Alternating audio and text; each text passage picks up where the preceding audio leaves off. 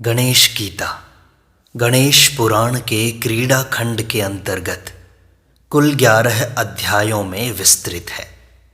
इसमें मूल रूप से संपूर्ण विघ्नों के नाशक गणेश जी द्वारा राजा वरेण्य को दिए गए ब्रह्म विद्या रूपी उपदेशों का वर्णन है, जिसे व्यास जी द्वारा अनादि सिद्ध योग कहा गया है।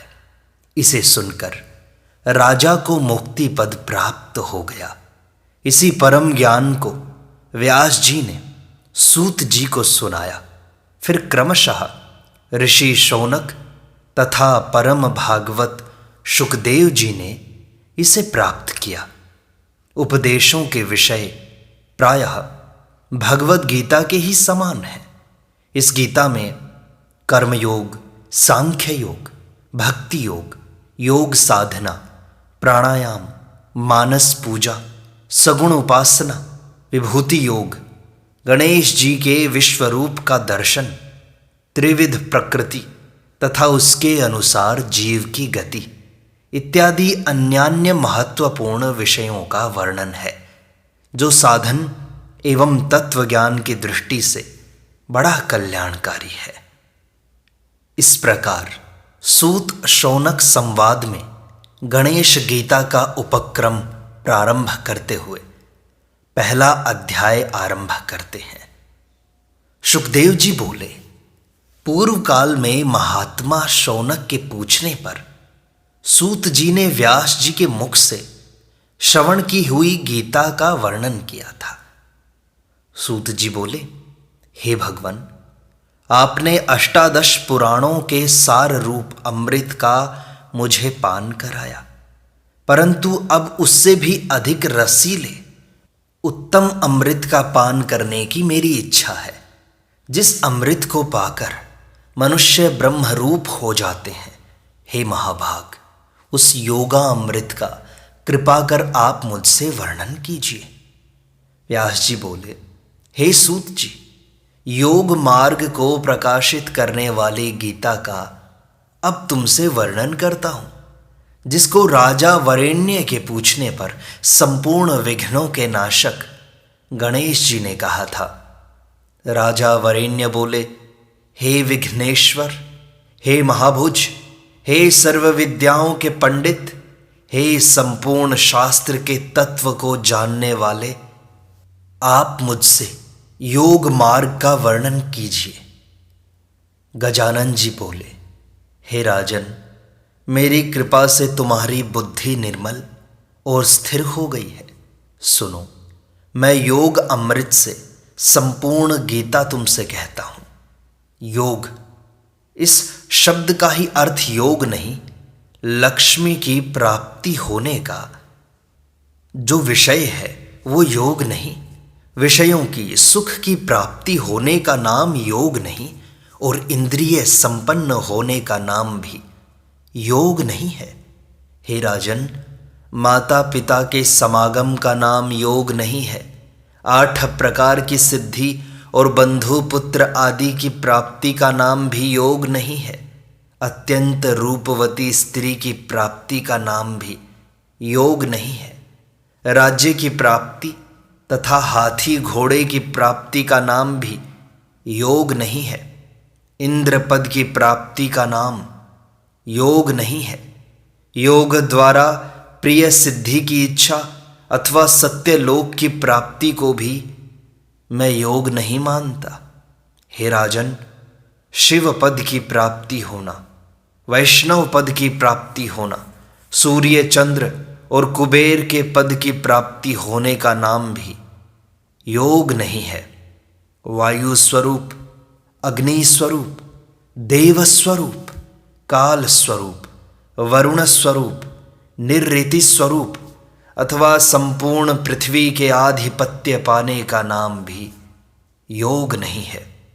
हे राजन, योग अनेक प्रकार का है, परंतु यथार्थ योग वही है जिसको पाकर ज्ञानी लोग विषयों को जीतकर ब्रह्मचर्य पूर्वक संसार से विरक्त हो जाते हैं। ज्ञानी लोग तीनों लोकों को वश में करके संपूर्ण जगत को पवित्र करते हैं। उनका हृदय दया से पूर्ण होता है और वे सत्पात्रों को ज्ञान भी प्रदान करते हैं। वे जीवन मुक्त होकर परम आनंद रूपी सरोवर में मग्न रहते हैं और नेत्र मूंद कर अपने हृदय में स्थित परब्रह्म का दर्शन करते रहते हैं। योग से वशीभूत किए अपने चित्त में परब्रह्म का ध्यान करते हुए वे संपूर्ण प्राणियों को अपने समान समझते हैं। कहीं किसी प्रकार से स्वयं को छिपाए हुए, कहीं किसी से प्रताड़ित, कहीं किसी से बुलाए गए और कहीं किसी से आश्रित होकर दयापूर्ण हृदय से क्रोध को जीते हुए जितेंद्रिय वे योगी लोकों पर अनुग्रह करने के लिए इस पृथ्वी पर विचरण करते हैं। प्रिय राजन, वे केवल देह मात्र को ही धारण करने वाले, मिट्टी, पत्थर तथा स्वर्ण में समान दृष्टि रखने वाले, इस प्रकार के महाभाग पुरुष जिस योग के द्वारा दृष्टिगोचर हो जाते हैं, उस श्रेष्ठ योग को मैं तुमसे अब कहता हूँ, सुनो, जिसके श्रवण करने से प्राणी पापों और भवसागर से मुक्त हो जाता है। हे राजन, शिव, विष्णु, शक्ति, सूर्य और मुझ में जो अभेद बुद्धि रूप योग है, उसी को मैं यथार्थ योग मानता हूँ। मैं ही अपनी लीला से अनेक वेश धारण करता हुआ इस जगत की उत्पत्ति, पालन और संहार करता हूँ। हे प्रिय, मैं ही महाविष्णु, मैं ही सदाशिव, मैं ही महाशक्ति और मैं ही सूर्य हूँ। एकमात्र मैं ही मनुष्यों का स्वामी हूँ। विष्णु, शिव, शक्ति, सूर्य तथा गणेश, इन 5 प्रकार से मैं पूर्व काल में उत्पन्न हुआ हूँ। मैं जगत के कारण का भी कारण हूँ। मुझको अज्ञानी लोग नहीं जानते। अग्नि, जल, पृथ्वी, आकाश, वायु, ब्रह्मा, विष्णु, रुद्र, लोकपाल और 10 दिशाएं, 8 वसु, मुनि, गौ, मनु, पशु, नदी, समुद्र, यक्ष, वृक्ष, पक्षियों के समूह, 21 स्वर्ग, नाग, 7 वन, मनुष्य, पर्वत, साध्य, सिद्ध, राक्षस इत्यादि सब मुझसे ही उत्पन्न हुए हैं। मैं ही सबका साक्षी, संपूर्ण जगत का नेत्र, सभी कर्मों से अलिप्त, निर्विकार, अप्रमेय, अव्यक्त, संपूर्ण जगत में व्याप्त और अविनाशी हूँ। हे राजन, मैं ही अव्यय आनंद स्वरूप परब्रह्म हूँ। मेरी माया संपूर्ण जगत को तथा श्रेष्ठ पुरुषों को भी मोहित करती है। वह माया सदा काम, क्रोध आदि 6 विकारों में इन प्राणियों को लगा देती है। योग से जब धीरे धीरे अनेक जन्म के माया के कपाट दूर हो जाते हैं, तब यह प्राणी विषयों से जागकर और उनसे विरक्त होकर ब्रह्म को जानता है। जो ब्रह्म शस्त्र समूहों से कट नहीं सकता और अग्नि से दग्ध नहीं हो सकता, जल से गल नहीं सकता, पवन से सूख नहीं सकता, और हे राजन, जो इस शरीर के नष्ट होने पर भी नष्ट नहीं होता। वेदत्रयी में श्रद्धा रखने वाले तथा केवल कर्म करने वाले मूढ़ लोग श्रुति में कही हुई फल प्रतिपादक वाणी की ही प्रशंसा करते हैं, दूसरी बात को स्वीकार नहीं करते। इसी कारण वे जन्म और मृत्यु के फल को देने वाले कर्मों को सदा करते रहते हैं। वे स्वर्ग के ऐश्वर्यों को भोगते रहते हैं। उन भोग बुद्धि वालों की चेतना नष्ट हो जाती है। हे राजन, वे स्वयं ही अपने निमित्त बंधन बनाते हैं। मूढ़ और कर्मपरायण मनुष्य संसार चक्र में पड़े रहते हैं। जिसके लिए जो कर्म विधान है, वह कर्म मुझे अर्पण कर देना चाहिए। तभी इन प्राणियों के कर्म रूप बीजों के महान अंकुर नष्ट हो सकते हैं। चित्त की शुद्धि ही विज्ञान की प्राप्ति में प्रधान साधन होती है। विज्ञान के द्वारा ही ऋषियों ने परब्रह्म को जाना है। हे राजन, इस कारण जो भी कर्म करे वह बुद्धि युक्त होकर करे। किसी को स्वकर्म और स्वधर्म का त्याग नहीं करना चाहिए। यदि कोई कर्म का त्याग करेगा तो उससे उसे सिद्धि की प्राप्ति नहीं होगी। ज्ञान में प्रथम अधिकार भी कर्म से ही प्राप्त होता है। कर्म से शुद्ध हृदय होकर साधक अभेद बुद्धि को प्राप्त होता है। उसी का नाम योग है, जिससे प्राणी अमर हो जाता है। हे राजन, मैं दूसरा उत्तम योग कहता हूं, तुम उसे सुनो।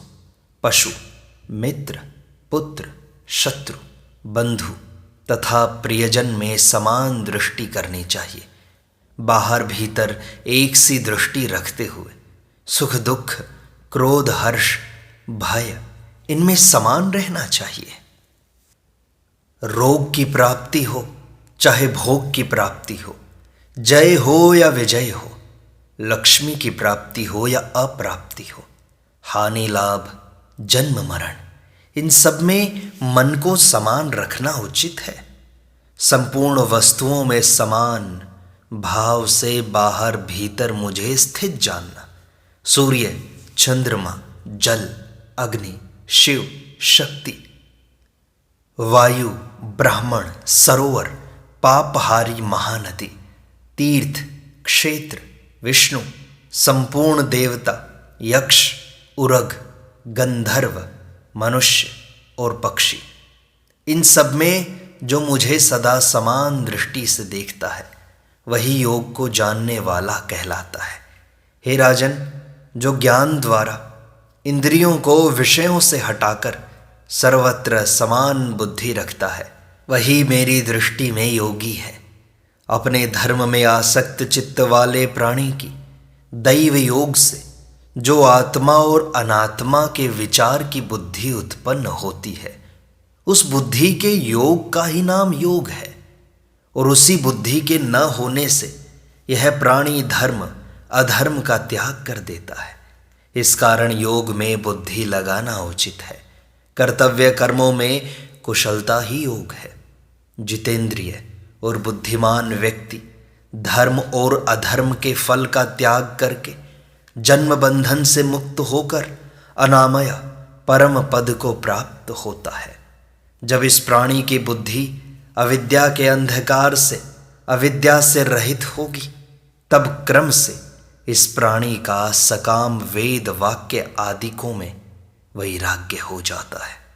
जब तीनों वेदों में प्रतिपादित किए गए सकाम कर्म से यह बुद्धि पूर्णतः और परमात्मा में लगकर निश्चल हो जाती है, तब इस प्राणी को योग की प्राप्ति होती है।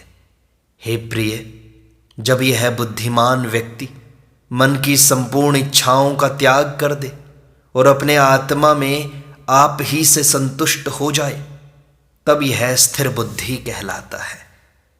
किसी प्रकार के भी संसारी सुखों में तृष्णा न रखने वाला, सब में अनुद्विग्न, भय, क्रोध और राग से रहित व्यक्ति ही स्थिर बुद्धि कहा गया है। जिस प्रकार से कछुआ सबोर से अपने अंगों को सिकोड़ लेता है, इसी प्रकार से योगी को उचित है कि वह विषयों से इंद्रियों को समेट ले। भोजन त्यागने वाले साधक के विषय तो नष्ट हो जाते हैं, परंतु उनका अनुभव बना रहता है। ब्रह्म की प्राप्ति होने से वह राग भी नष्ट हो जाता है। हे राजन, इंद्रिय गण मोक्ष के लिए प्रयत्न करने वाले विद्वान पुरुष का भी मन बलात् हर लेती हैं। इस कारण बुद्धिमान पुरुष को इंद्रियों को वश में करने का प्रयत्न करना चाहिए। इंद्रियों को वश में करके योगी को सदा मेरे परायण होना चाहिए। जिसकी इंद्रियां वश में हो गई हैं उसी को स्थित प्रज्ञ कहते हैं। विषयों का चिंतन करने वाले पुरुष को उनमें अनुराग हो जाता है, आसक्ति से कामना होती है और उससे क्रोध की उत्पत्ति होती है। क्रोध से अज्ञान की उत्पत्ति और इससे स्मृति भ्रंश होता है। स्मृति भ्रंश से बुद्धि नष्ट होती है और बुद्धि नष्ट होने से वह प्राणी भी नष्ट हो जाता है।